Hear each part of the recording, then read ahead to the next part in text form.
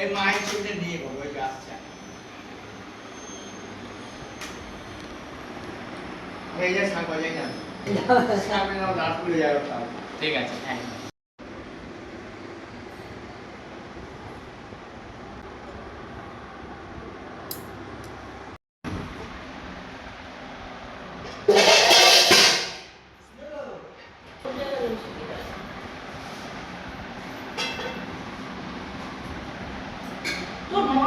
ওইখানে